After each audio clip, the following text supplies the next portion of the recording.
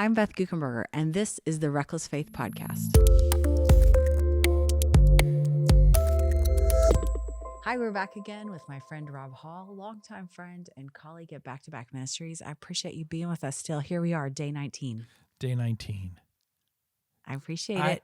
I think that today, I was recalling back in the olden days. Yes. You like to remind me how old I am. You are.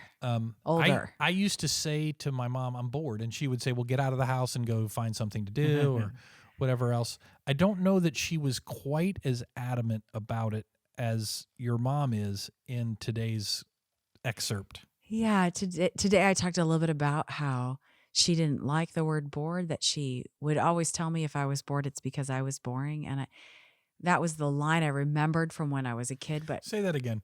If I was bored, it was because I was boring. Yeah.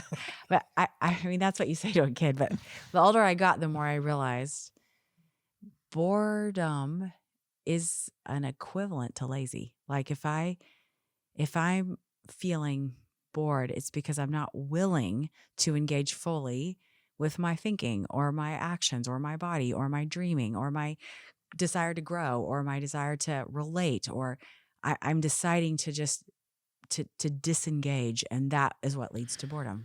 Things are different today than they were when I was a kid, back in the old days when you were a kid, right? Even 10 or 15 years ago, the opportunity to be stimulated at all times, right? From our phone, from our television, from whatever. I think that sometimes boredom is equated with a lack of stimulus. Like I'm bored because I don't have this thing happening to me. But there is a place, right, for the opposite of being stimulated, but that's not being bored. No, that's at being at rest or being at peace or being thoughtful and being comfortable with the things that I think about and being comfortable alone in my own presence and being comfortable with, I don't think boredom means inactivity necessarily.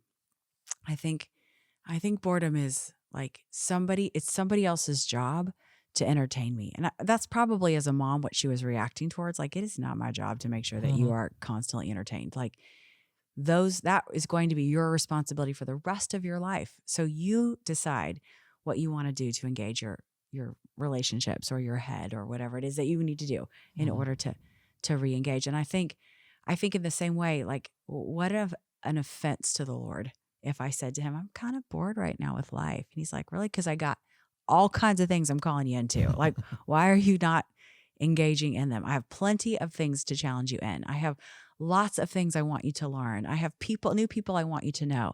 Like, if you're not doing those things and you're feeling bored, that's on you. The title of this chapter the subtitle is Yes to Dynamic. The difference between dynamic and static. Yes. So that struck me. I'm like, I got to read into this because that doesn't jump out to me like, oh, that makes sense. Yeah. I think when people talk about they're in a spiritual rut, or they're in some kind of valley, or they're bored with their faith, or they have allowed their relationship with the Lord to become static. And I want it to be dynamic, even if I can't control where it's going, even if I'm poking or provoking the Lord with my questions and my actions, and he's doing the same to me. I would rather some kind of dynamic exchange than I would some kind of passivity. And I think when people talk about, and when I say people, I'm talking about myself. When I get myself into a spiritual rut, it's because I've somehow unplugged, turned the volume down, become passive. And of course, at that point, I'm going to feel unstimulated. And the antidote to it is to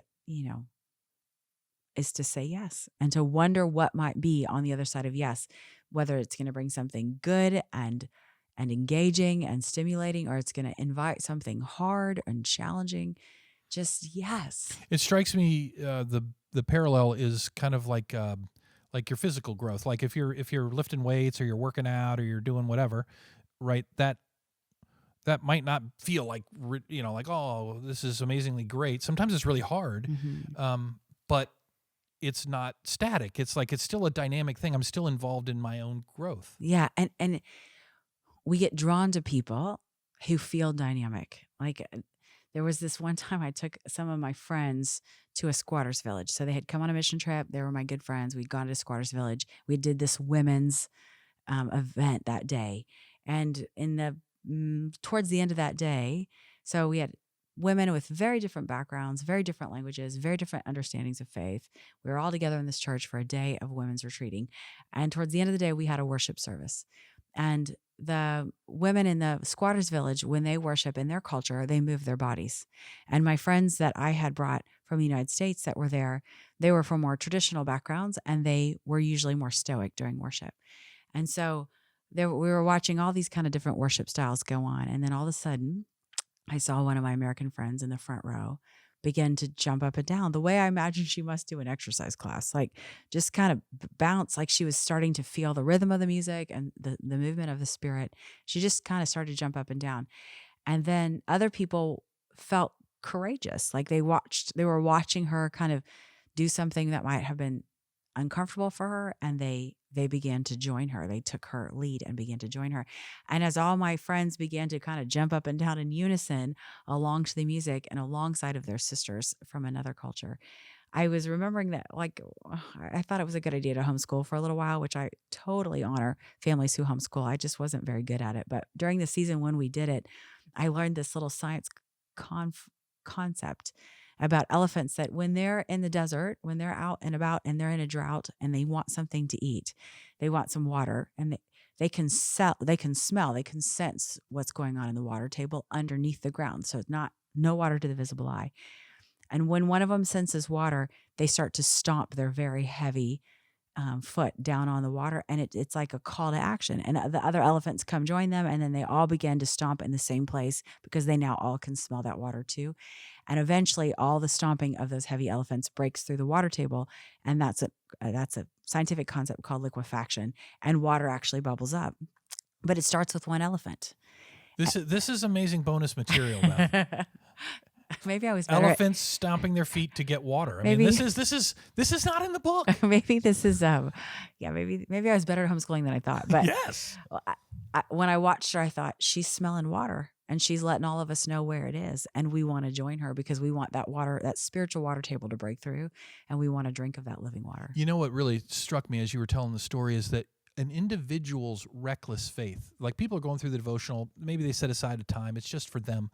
But this one woman jumping up and down, that was a bit reckless. Like, hey, we don't do this, right, where I come from. But all of a sudden, her step out, which is a little bit reckless, was contagious. It like caused other people to want to be reckless too. And it's the very opposite of boredom. That's the very opposite of passivity. That's the extension of yourself to the Lord that is dynamic and exciting.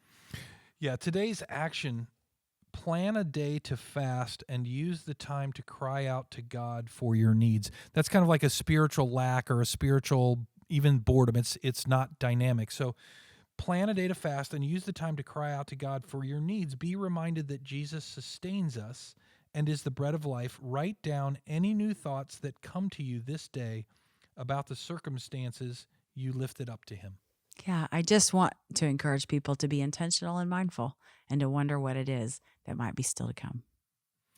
Man, I every day I'm like, this is.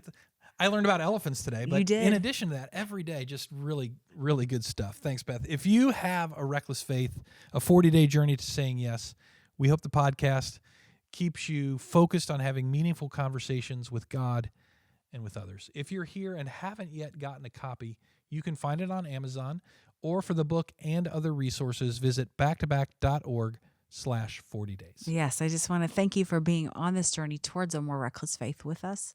And until next time.